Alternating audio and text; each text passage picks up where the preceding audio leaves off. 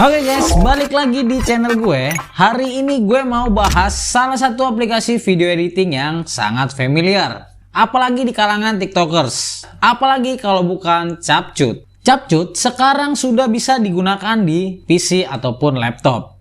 Gak cuman versi web, kalian juga bisa dapetin langsung softwarenya dan langsung kalian install. Tapi sangat disayangkan buat kalian pengguna iPad belum bisa menikmati software ini karena ini masih tersedia dalam versi Windows. Oke guys, untuk download dan install softwarenya, kalian bisa ke website resmi Capcut. Dan kalian langsung aja pilih download for Windows. Dari segi ukuran, sekelas software video editing, file Capcut ini terbilang ringan, hanya 333 MB. Setelah selesai download, kalian bisa langsung install aja softwarenya. Proses penginstalan terbilang mudah, layaknya seperti menginstal aplikasi di smartphone. Kalian bisa langsung double klik aja. Untuk melanjutkan, kalian bisa klik agree dan klik install now. Setelah software terinstall, kalian langsung klik start now. Capcut akan melakukan testing dulu terhadap perangkat kalian. Apakah software bisa berjalan lancar nantinya? Kalau sudah di sini, kalian bisa langsung mengkonfirmasi. Di sini kalian bisa mengaitkan akun Capcut di bagian sign in atau kalian juga bisa daftarkan. Tapi kalau kalian mau langsung editing tanpa login juga bisa. Kalian tinggal klik aja start creating. Dan inilah tampilan dari Capcut versi Windows. Dari segi tampilan, gue bilang ini oke. Gue suka dari posisi panel-panelnya. Ini mirip-mirip seperti software video editing Adobe punya. Di bagian atas kiri, ini adalah panel media. Tempatnya semua footage editing kita nanti, seperti foto, video, maupun audio. Pada bagian tengah adalah panel media player, tempat preview selama proses editing. Untuk bagian kanan adalah panel dari efek. Jadi kalau kalian mau setting efek, animasi, ataupun adjustment, nanti kalian bisa lakukan di sini. Sedangkan pada bagian terlebar yang ada di bawah, ini adalah panel dari timeline editing. Kalau menurut kalian kolomnya kelebaran, di sini kalian bisa adjust sendiri. Sesuaikan dengan selera. Jadi kalian gak usah khawatir kesempitan ataupun kelebaran. Setelah kalian paham masing-masing dari panelnya, kita akan coba terapkan sedikit proses editingnya. Untuk memulai editing, tentu yang pertama kalian perlu menentukan ukuran kanvas video. Kalian bisa melihatnya di bawah panel media player yang ada tulisan original. Karena di sini kita belum punya satu media pun, maka kanvas di sini belum bisa diklik. Jadi kita tambahkan dulu satu atau beberapa media. Untuk menambahkannya di sini kalian bisa klik import pada panel media dan pilih aja footage kita dari folder perangkat. Atau kalian bisa gunakan media yang disediakan Capcut pada menu library. Kalau sudah, kalian tinggal drag medianya ke timeline dan drop. Atau kalian bisa langsung klik icon plus di bawah media. Sekarang kalian bisa langsung tentukan ukuran kanvas dari video kalian. Klik aja menu original tadi dan kalian bisa melihat banyak ukuran kanvas. Pilih sesuai dengan kebutuhan kalian. Atau kalau di sini nggak ada resolusi yang sesuai dengan kebutuhanmu, kamu bisa custom sendiri ukurannya dan silakan kalian tentukan di resolusi. Sebelum memulai proses editing, kalian harus perhatikan performa dari proses editingnya, supaya nantinya proses editing itu nggak lemot dan nggak macet-macet. Caranya kalian bisa tentukan dulu di menu quality. Untuk terjaminnya kelancaran proses editing, kalian pilih aja yang performs priority. Jadi akan lebih memprioritaskan performa dibanding kualitas.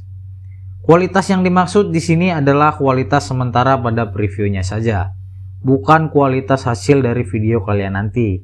Jadi kalian gak usah khawatir hasil videonya bakalan jelek, karena untuk hasilnya sendiri bisa kalian sesuaikan di pengaturan ekspor nanti. Oke, kalau kanvas sudah diatur, sekarang kita lanjut ke proses editing. Media pertama yang ada di timeline adalah media dasar. Untuk mengedit basic video seperti posisi, ukuran, animasi, pencahayaan, dan lain-lain, kalian bisa klik aja videonya dan bisa kalian lakukan pada panel effect. Di sini kalian bisa atur posisi, ukuran video, blending, animasi keluar masuk video, ataupun adjustment dari video. Dan kerennya, di versi Windows ini kalian nggak cuma bisa menyesuaikan color grading sendiri secara manual, tapi kalian sudah bisa mengimport file LUT atau template color grading. Kalian bisa dapetin banyak LUT di Chrome, tinggal download dan import aja ke Capcut. Untuk membagi video, kalian bisa klik icon split di atas kiri panel timeline. Untuk menambahkan overlay atau lapisan, versi Windows ini jauh lebih mudah. Kalian hanya tinggal drag filenya dari panel media dan drop ke timeline. Kalian bisa geser dan atur posisi overlaynya. Untuk membuat animasinya sama, kalian tinggal klik medianya dan silakan kalian atur di panel effect. Untuk menambahkan audio atau musik, kalian lakukan sama seperti menambahkan overlay. Kalian bisa drag and drop juga filenya ke timeline. Sedangkan untuk musik dan sound effect yang disediakan Capcut, kalian bisa pilih di menu audio dan tambahkan ke timeline. Sedangkan untuk menambahkan teks, kalian di sini bisa klik aja menu teks di panel media dan kalian klik aja default text untuk menambahkan. Untuk mengatur teks, kalian bisa klik teksnya dan pergi ke panel effect. Kalian bisa ketikkan di kolom teks, kalian bisa mengatur font, ukuran, warna, dan lainnya. Untuk font di versi Windows, di luar font yang disediakan Capcut, kalian udah nggak perlu menambahkan secara manual ke Capcut. Karena semua font yang terinstall di Windows akan secara otomatis ada di Capcut. Untuk teks di sini kalian bisa atur juga animasi keluar masuk dan buat teks ke suara. Ada beberapa kelebihan yang gue suka banget di versi Windows ini, yang tentunya akan sangat membantu kalian dalam melakukan proses editing. Untuk bermain di timeline, kalian bisa menggunakan shortcut. Ada banyak shortcut yang bisa kalian cek di menu shortcut, seperti pause and play video dan shortcut lainnya. Dan fitur hebat lainnya yang gak dipunya di versi smartphone adalah group dan ungroup media di timeline. Buat gue pribadi yang suka ngedit konten, video dan audionya itu secara terpisah, ini benar-benar sangat membantu gue. Untuk membuat grupnya, kalian tinggal tekan dan tahan tombol kontrol, lalu kalian klik aja media-media yang mau kalian gabungkan. Lalu kalian tekan Ctrl plus G, atau kalian klik kanan dan pilih group. Nah, jadi ini kalau kalian potong, kalian geser kemana-mana, ini akan tetap bersamaan. Untuk menyimpan hasil editing kalian tinggal klik aja export di kanan atas.